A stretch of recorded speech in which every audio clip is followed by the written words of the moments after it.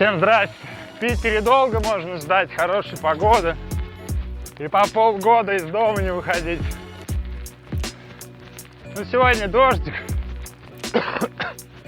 поэтому работаем с тем, что есть.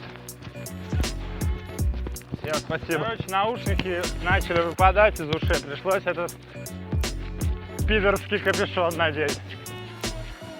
Так что все четко.